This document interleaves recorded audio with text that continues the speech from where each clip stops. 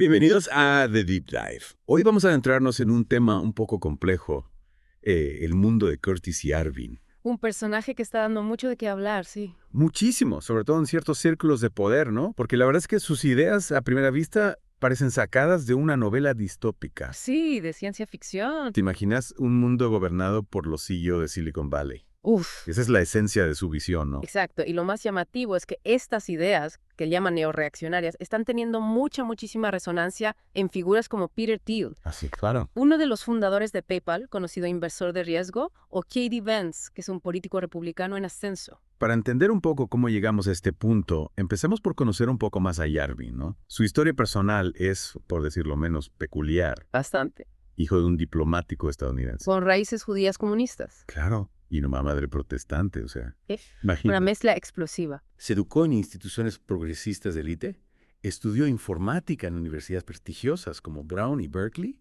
y luego se metió de lleno en el mundo de la tecnología creando Urbit, una plataforma de servidores informáticos. Un tipo brillante, sin duda. Totalmente. Y es precisamente esta aparente contradicción entre su formación progresista y sus ideas radicalmente antidemocráticas. Lo que lo convierte en un personaje tan fascinante, ¿no? Sí, totalmente. Es como un personaje contradictorio. Absolutamente. Bajo el seudónimo de Mencius Moldbug, Yarvin comenzó a escribir extensamente en blogs, Sí, se hizo conocido en Internet por sus largos posts. desarrollando una crítica feroz a la democracia liberal y proponiendo un sistema alternativo que él denomina neomonarquismo. Exacto. Ahí es donde empieza a llamar la atención. Neomonarquismo son un poco a ciencia ficción, ¿no? Totalmente como de otra época.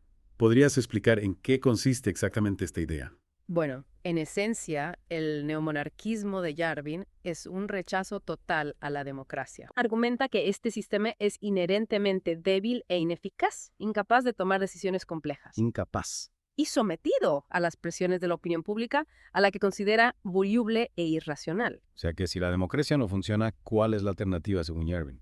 Él propone un sistema autoritario, liderado por un monarca. Un monarca, en el siglo XXI. Sí, o en términos más contemporáneos, un CEO rey, un líder fuerte e inteligente, capaz de tomar decisiones rápidas y eficientes sin las trabas de la burocracia o las presiones políticas. ¿Y quién sería este CEO rey ideal? ¿Algún ejemplo que usa Yarvin para ilustrar su punto? Curiosamente, cita figuras históricas como Franklin Delano Roosevelt. Roosevelt, el que sacó a Estados Unidos de la Gran Depresión. Él mismo, Yarvin, argumenta que en realidad FDR gobernó con poderes casi dictatoriales durante la Gran Depresión y que su éxito se debió precisamente a esa concentración de poder. Interesante, nunca lo he visto desde ese punto de vista. También menciona a George Washington y Alexander Hamilton, presentándolos como una suerte de CEOs fundadores de la nación. Es una interpretación bastante peculiar de la historia, por decirlo menos. Sin duda, bastante polémica. Me recuerda un poco a la forma en que algunos intentan justificar dictaduras contemporáneas argumentando que, en el fondo, son más eficientes que las democracias. Exacto, ese es el punto central de Yarvin, la eficiencia por encima de todo. Y es ahí donde empiezan a asomar las sombras de la visión de Yarvin, ¿no? Su obsesión por la eficiencia y el orden lo lleva a minimizar e incluso a justificar sistemas de gobierno autoritarios que han demostrado ser opresivos y violadores de los derechos humanos. Totalmente, ese es el gran peligro de su visión, sacrificar la libertad en nombre de la eficiencia. Volviendo a la idea del CEO rey, ¿qué tipo de persona sería la adecuada para ocupar ese rol, según Yarvin? Bueno, él admira a figuras como Elon Musk y otros líderes del sector tecnológico. O sea que propone a Elon Musk para presidente. No exactamente, pero sí cree que poseen una mentalidad pragmática y orientada a resultados que los hace ideales para gobernar. Ya veo, o sea que para Yarvin, un CEO exitoso, acostumbrado a tomar decisiones complejas en un entorno competitivo, sería mucho más eficaz que un político tradicional a la hora de dirigir un país. Esa es su teoría, sí. Es una idea que puede resultar atractiva a la superficie, especialmente en un mundo donde la tecnología avanza a pasos agigantados y los problemas se vuelven cada vez más complejos. Sí, es una idea seductora, pero peligrosa. Claro, pero me pregunto, ¿es la eficiencia el único valor que debería guiar la acción política? Esa es la pregunta clave, y es precisamente ahí donde la visión de Yarvin se vuelve más problemática. ¿Por qué? Porque al priorizar la eficiencia por encima de todo, ignora valores fundamentales como la justicia social, la igualdad de oportunidades y los derechos individuales. Claro, es como si para él la eficiencia fuera un fin en sí mismo, sin importar el costo humano. Exacto. En su modelo, aquellos que no se adaptan o no son considerados productivos simplemente quedan marginados o, peor aún, eliminados del sistema. Suena a una sociedad bastante fría y deshumanizada. Y con un tufillo a totalitarismo que no podemos ignorar. Lo que me asusta es que este tipo de ideas hace unas décadas habrían sido totalmente marginales, Claro. relegadas a grupos muy chiquitos, ¿no? Los márgenes de la sociedad. Exacto, pero hoy en día encuentran eco Sí, es verdad. en ciertos sectores, sobre todo entre aquellos que están desencantados con el sistema político actual, Claro. Es como si la gente estuviera tan harta del caos actual, que busca soluciones fáciles. que estaría dispuesta a sacrificar su libertad a cambio de un poco de orden, aunque ese orden implique vivir bajo el yugo de un CEO rey, como dice Yarvin. Exacto, y ahí es donde entra en juego nuestra responsabilidad, ¿no? La de quienes tenemos acceso a la información Claro. y la capacidad de analizarla críticamente. Por supuesto. No podemos dejarnos seducir por las falsas promesas de eficiencia y prosperidad. Mm. Por más atractivas que parezcan en la superficie, tenemos que desenmascarar las verdaderas intenciones de personajes como Yarvin, mostrar las consecuencias reales de sus ideas y defender los valores democráticos. Totalmente, esos valores que tanto nos ha costado conseguir. Exacto. Hablando de consecuencias, mencionaste antes que Yarvin tiene una visión bastante particular sobre aquellos que no se adaptan a su modelo de sociedad hipereficiente. ¿Sobre los improductivos? ¿Podrías profundizar un poco más en ese punto? Sí, claro. Yarvin habla de los improductivos, un término que ya de por sí resulta bastante perturbador. Sí, la verdad que sí. En su visión, aquellos que no contribuyen al sistema económico de la forma que él considera adecuada deberían ser, digamos, apartados. Apartados. Algunos incluso interpretan sus ideas como una justificación para la segregación o, en casos extremos, la eliminación física de aquellos que no encajan en su modelo.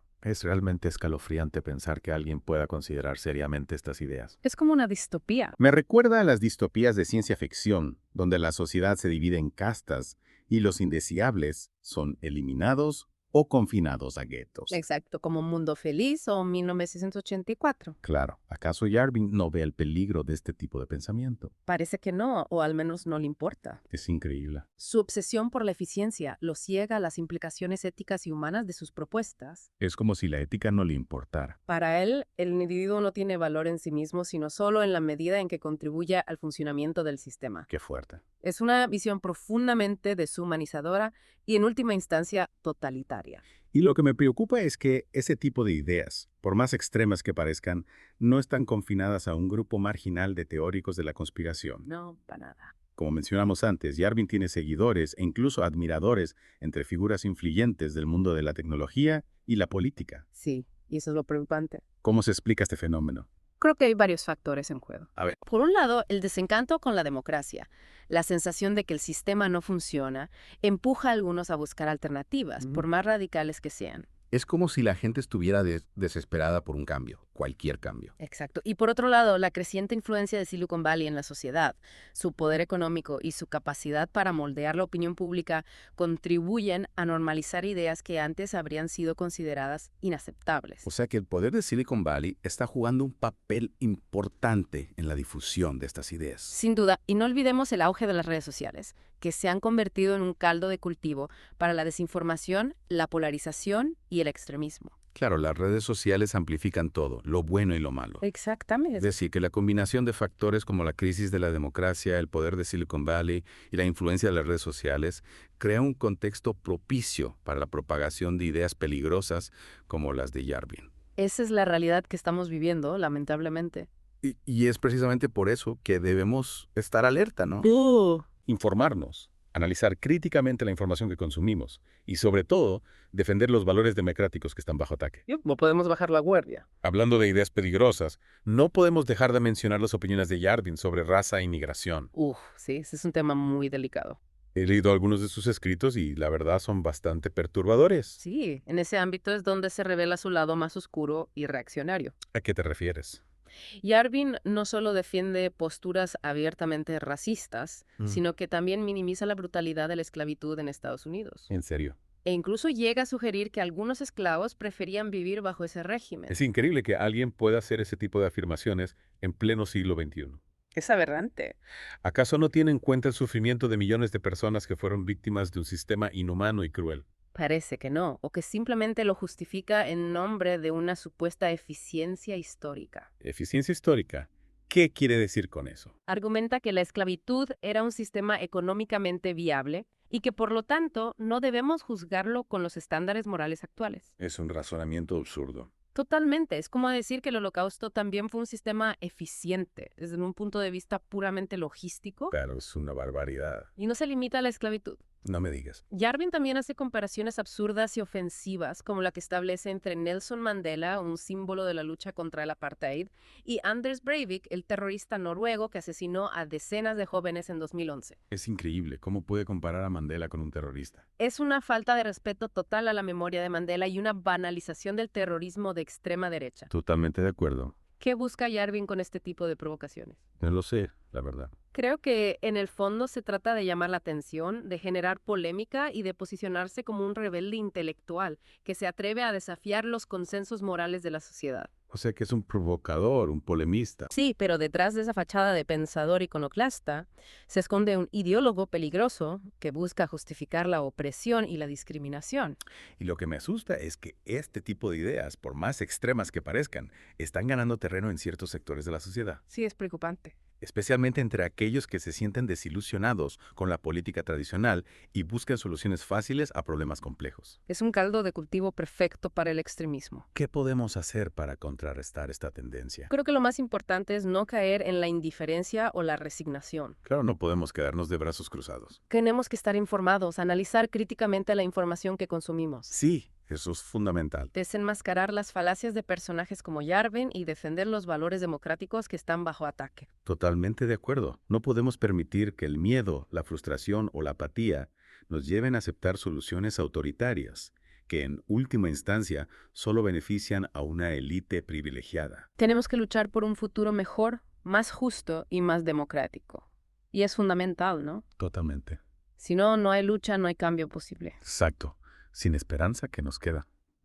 Volviendo un poco a Yarvin, Mm. me preocupa mucho cómo manipula la historia para justificar sus ideas. Claro, como cuando intenta presentar a Roosevelt o a George Washington como precursores de su CEO. Exacto, es que es increíble, saca de contexto los hechos históricos, omite información, tergiversa el significado de eventos clave Es que es un clásico, ¿no? para construir una narrativa a medida. Reescribir la historia para que se adapte a sus propios fines. Es que es una táctica común entre los demagogos. Total, total. Por eso es tan importante tener un conocimiento sólido de la historia Sí. para detectar estas trampas. Para no dejarnos engañar. Exacto, porque si no nos van a vender cualquier cosa. Y esto me lleva a otro punto que me parece crucial. ¿Cuál?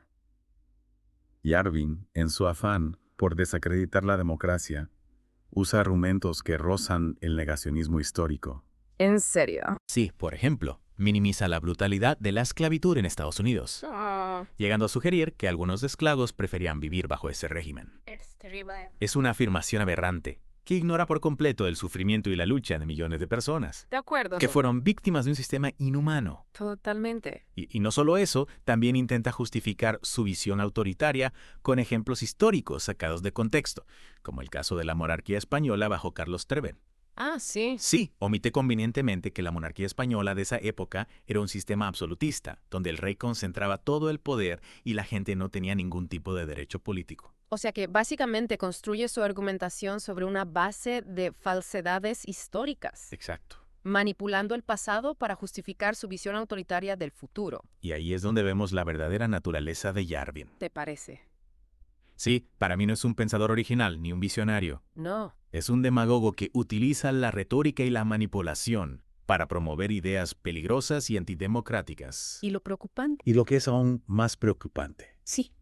es que sus ideas encuentran eco en algunos sectores de la sociedad, Es que hay gente que está buscando este tipo de soluciones. que se sienten desilusionados con la política tradicional Están cansados. y que buscan soluciones fáciles a problemas complejos. Exacto. Eso es tan importante, que no nos dejemos engañar por las falsas promesas de eficiencia y orden, Totalmente de acuerdo. que no caigamos en la trampa del autoritarismo tecnocrático Jamás. y que defendamos con todas nuestras fuerzas los valores democráticos que tanto nos ha costado conseguir. Porque si no, ¿qué nos queda? Y creo que en este punto es importante recordar que la democracia, con todas sus imperfecciones, Sí, por supuesto. sigue siendo la mejor forma de gobierno que hemos inventado. Sin duda. Es un sistema que nos permite participar en las decisiones que afectan nuestras vidas, Exacto. que nos protege de la tiranía De los abusos. y que nos garantiza un mínimo de derechos y libertades. Es la base de una sociedad justa. Claro, no es un sistema perfecto. No, claro que no. Pero es perfectible. Exacto, podemos y debemos trabajar para mejorar la democracia, Sí. para hacerla más justa, más eficiente, más transparente. Pero nunca debemos renunciar a ella. De acuerdo. Nunca debemos caer en la tentación del autoritarismo. Jamás. Porque la historia nos ha demostrado una y otra vez que el poder absoluto corrompe absolutamente. Y que la única forma de garantizar la libertad y la justicia es a través de un sistema de gobierno donde el poder se distribuya y se controle. Donde la gente tenga voz y voto en las decisiones que afectan sus vidas. Sin duda. Es por eso que es tan importante que estemos alertas, que no nos dejemos engañar por las falsas promesas de personajes como Yarvin, Totalmente de acuerdo. que defendamos con todas nuestras fuerzas la democracia, la justicia social y los derechos humanos. Porque el futuro de nuestra sociedad está en juego. Muchas gracias por acompañarnos en esta profunda inmersión en las ideas de Curtis Yarvin. Un placer. Esperamos que este análisis les haya resultado útil para comprender mejor los desafíos que enfrenta la democracia en el siglo XXI. Ojalá que sí. Gracias por escuchar Geopolítica, un podcast de Enrique Aureli. No olvides apoyar y compartir nuestro trabajo. Hasta la próxima.